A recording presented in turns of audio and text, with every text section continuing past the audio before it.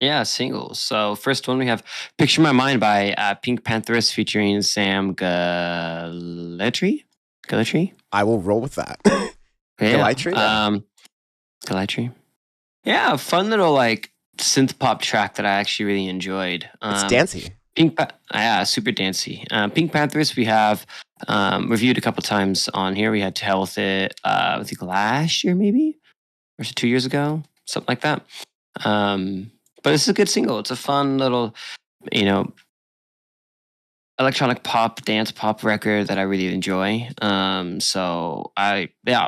thought it was really cool, especially like after some of the other things that I've heard from Pink Pantheress. It's a nice little pivot to say from some of her other work.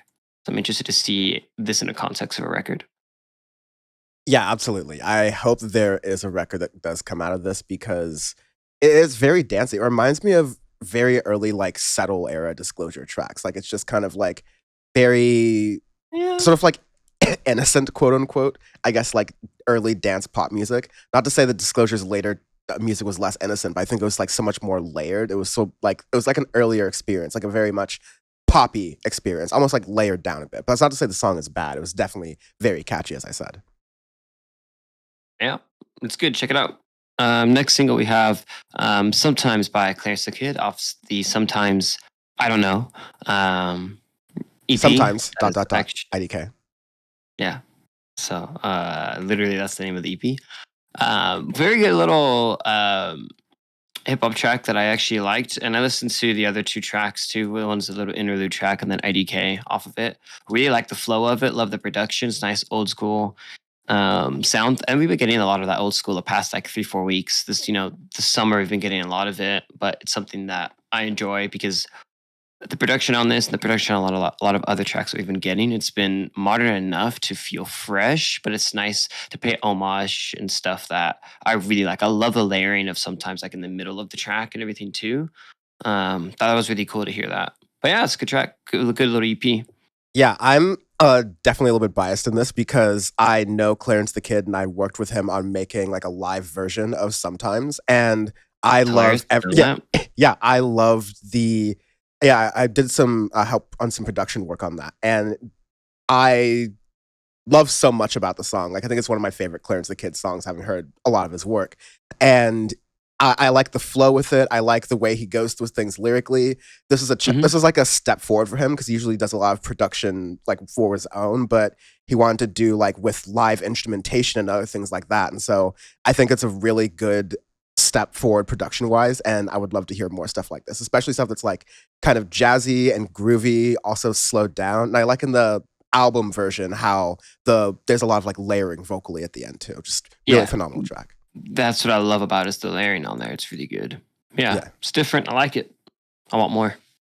Next, we have Mango Feedback by Fortet, something that Sean usually doesn't want more of, mangoes. You're like the only person I know, Sean, who doesn't like mangoes. Fucking hate mangoes, but I love mango feedback. I'm calling the FBI to investigate your house to figure out what documents you're keeping on mangoes. Which is somehow... I might find some nuclear mangoes or something. Who knows? Somehow that's not the arbitrary scale. But anyways, mango feedback we do like. Shit. Damn, that should have been the arbitrary scale, come to think of it. But nah. We gotta beat it. We gotta go on LA freeways. But anyways, more on that later. Mango feedback. Fortet has been freed. And I really like this track a lot. It's just beautiful house, like pure, clean, wholesome, just like injected my veins. It sounds like some early Daphne projects that I've heard and stuff. So, which is what I really like. And yeah, it's just like beautiful from Fortet. Yeah, this combined with Daphne, I'm building my Tech V4 playlist kind of personally for newer kind of electronic dancey kind of tracks, and especially because it's the summer of dance music, as we're finding out now. Thanks, Drake. but I say that tongue in cheek, of course. I really love the production on this. It's very bloopy and just classic progressive house. It's really good stuff here. And it's another case of more. This came out on a double EP with like another song called Water Synth. It was just like a very ambient kind of song. Doesn't really have a build up, so to speak. Sounds nice, but definitely Mango Feedback is the heavy hitter out of these two. Yeah, definitely, for sure. The other one's very ambient, but good to see Fortet back like this. Interested to see if we get a full LP as well. And yeah, because last LP we both thoroughly enjoyed. Last single of the day, serving up Gary's way, we have Spitting Off The Edge of the World by IAS featuring Perfume Genius, and beautiful alt rock indie track. Like, Jesus, it's really, really good, especially for a group like the IAS who've been around for quite some time. Perfume Genius, who is easy one of my favorite indie artists, released a pretty good album this year too, conceptually, and the way he like she changed the sound a bit this year too. But them combining on this track is fantastic. I didn't know what to expect. I listened to it and it was just gorgeous.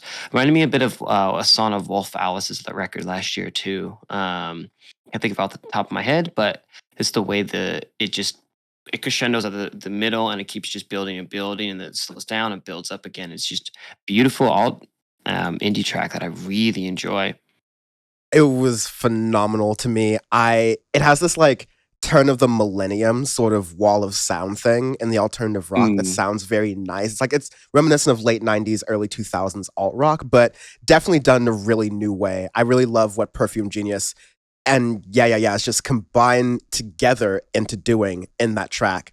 It's probably just a one-off, like a whole like combined album a la Black Thought and Danger Mouse. More on that later. It's probably not in the cards for them, but this is a really great track. I was not expecting to really like this much. One that we'll be adding to our Untitled 2022 AF playlist. already added 7 times. Already was, yeah. You get that little dialogue box that says, "Are you sure you want to add this already? You have it 3 times on the playlist." You're like, "Yes, 4 times more." You're blocked again and again. Blocked 2 times. Yes. Yeah. That is new singles in your area for your ears. No, singles in Dineha. So, plugs and things. On the new Power Report 51, you love Warpath Dan. You know it. I know it. Everybody knows it. I did a bit on the Nina Turner versus Jimmy Dore stuff because it's all contextualized around Trump getting raided by the FBI, how the Republicans all of a sudden have now become defund the police and all cops are bastards. Don't believe the hype, though. It's not going to happen for a long time. All these things we talked about on Power Report Live, which, by the way, you can watch live at twitch.tv/Dan from the web weeknights at 6 p.m. Pacific, 9 p.m. Eastern from now and through the election, the midterm election in the United States, of course, because we have international listeners and we love y'all very much. And we cover a lot of international news on Power Report as well. So definitely check that out on youtube.com/Dan from the internet for all of those other clips. Thank you, Peter. All the audio for this episode is mastered by Peter Stone. For all of your audio production needs, go to @PJSMixit on Instagram.